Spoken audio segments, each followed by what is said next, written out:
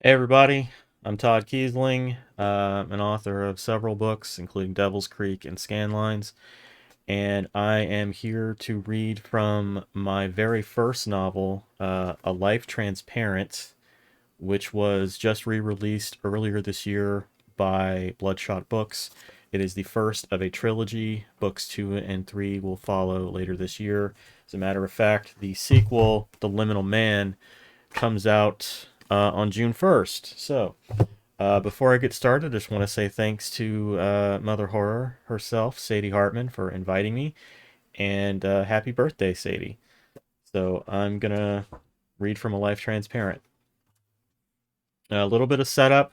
Um, basically, uh, our protagonist, Donovan Candle, his wife has been kidnapped, and he's also experiencing a strange thing called the flickering, which is basically him transforming.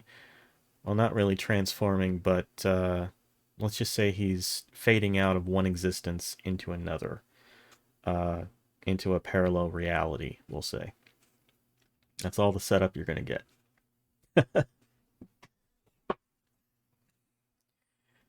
Friday night traffic was slow moving as they crossed into the city.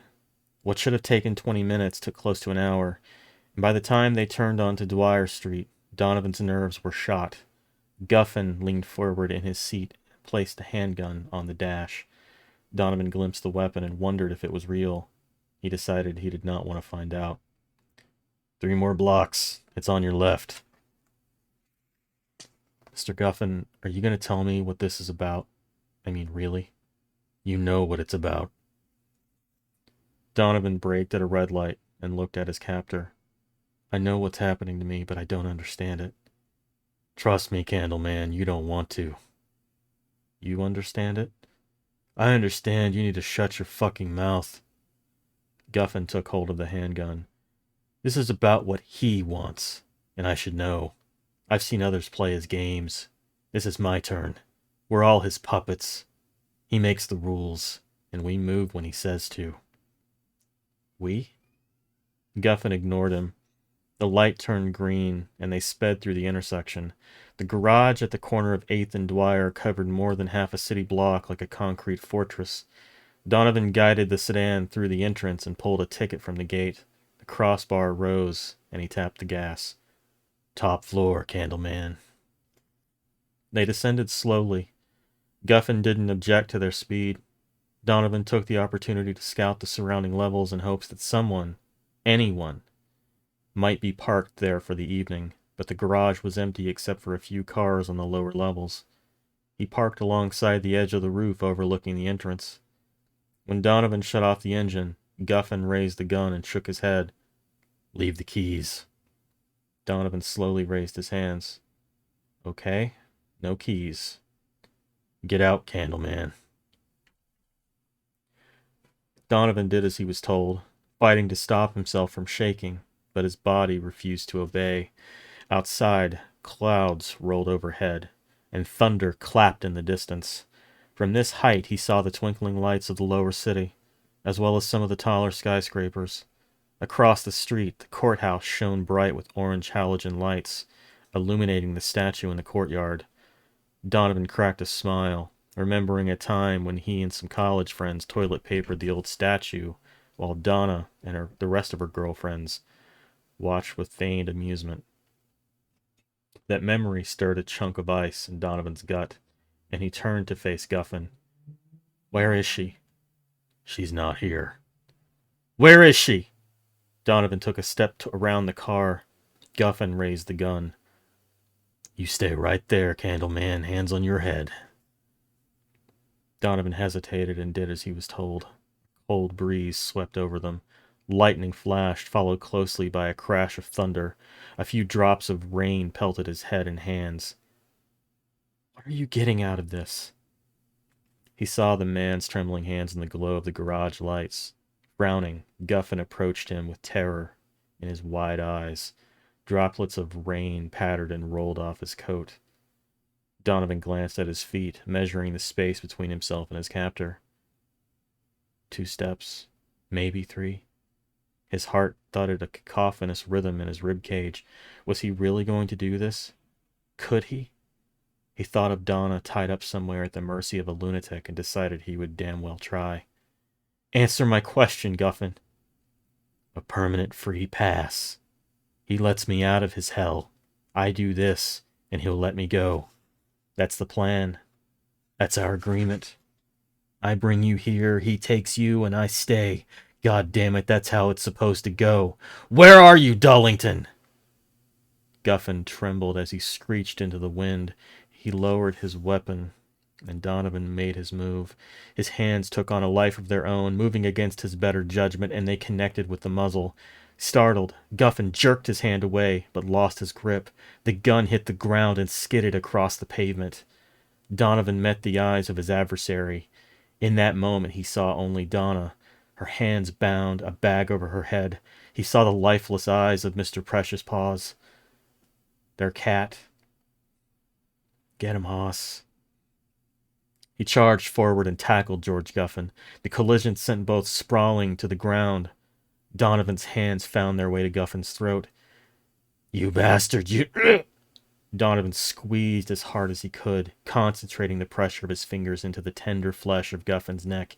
He was so intent on crushing the man's trachea that he didn't see Guffin's fist until it was too late.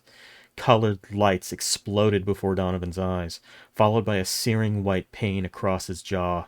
The force flung him back onto the cold concrete. He tried shaking off the splotches of purple and black. Guffin climbed to his feet. He hacked and coughed, rubbing at his throat. You motherfucking asshole! He stumbled, regained his footing, and planted a swift kick into Donovan's ribs. The blow cleared all the misshapen forms from Donovan's eyes, and he managed to catch Guffin's foot before a second kick. He sank his teeth into Guffin's ankle, biting down as hard and as fast as he could go, tearing through the man's flesh and stopping only when he reached bone. The coppery taste of blood filled his mouth, but he dared not stop. This is for Donna, he thought, and bit down even harder. Guffin screamed into the night. He fell backward, kicking his foot free of Donovan's mouth. Donovan realized he held a piece of Guffin's flesh between his teeth. He spat out the chunk and retched. Guffin cried in agony as he scrambled to put pressure on the wound. Lightning split the sky, followed by another heavy crash of thunder. Sheets of rain fell upon them, limiting visibility, but Donovan found what he was looking for in the pale light. The gun lay just beside the car's rear tire.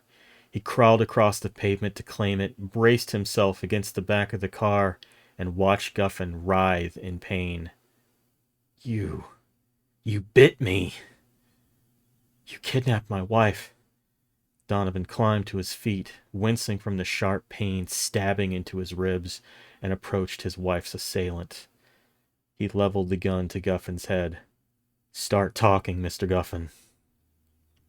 Blood gushed from the wound in the man's ankle, forming a dark pool around his leg. Watching the pitiful man struggling in pain, Donovan realized Guffin was far smaller than he thought.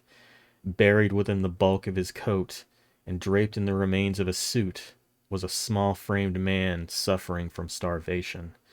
Guffin spat at his feet. Fuck you, Candleman. Donovan squeezed the trigger. The recoil sent the bullet off course, barely missing Guffin's head.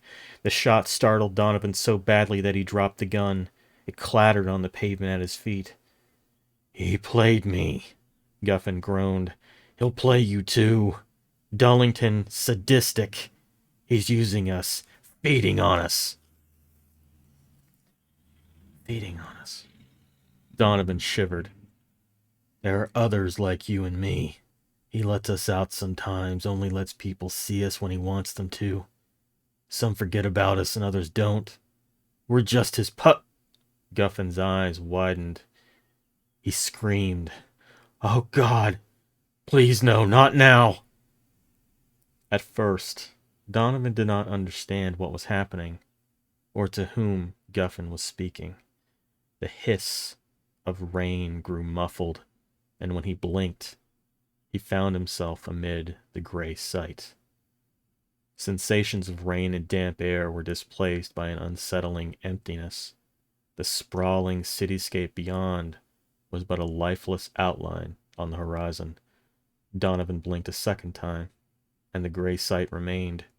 He looked down just in time to watch his body flicker and solidify. George Guffin moaned. Donovan looked up and saw the man flickering as well. The pool of blood around his ankle now appeared as a black puddle. No! Please, no, please, please, what did I do wrong? A mournful sob erupted from behind them. Donovan turned and watched in frightened awe as one of the albino figures approached. His whole body went cold. The world was soundless but for his heart, pounding with a fury all its own. Not the yawning! Alistair, please! As the albino thing neared, Donovan realized just how large the creature was. 7, maybe 8 feet tall. Its hulking arms reached the ground, dragging lazily behind as it took one determined step after another. The lanky thing paused, regarding Donovan with its empty eyes, then uttered a deep sound that could only be described as a lazy yawn. Yawning. Guffin beckoned to Donovan. Help me! Candleman, I'm sorry. Just help me! The yawning stood over Guffin and leered, swaying on spindly legs. Its mouth shivered and twitched. Donovan watched, helpless, frozen in place by his terror. The yawning's mouth opened wide, forming a gaping maw that appeared bottomless. And still its mouth opened, stretching until its jaw touched the ground. Guffin screamed, No! Alistair, I'm sorry! I'm so sorry! The otherwise sluggish creature moved with sudden agility, engulfing the screeching man into its blackened hole of a mouth. A sickening crunch of bone issued from the monster as its jaws closed. Donovan gasped, felt his stomach lurch. The albino thing turned and faced him. A ring of scarlet circled its thin lips. George Guffin was no more. Now there was only Donovan and the yawning. That is a bit of a teaser and cliffhanger from A Life Transparent. Again, thank you, Sadie, for giving me the opportunity, and thank you all for watching. I hope you have a great rest of your day. Take care.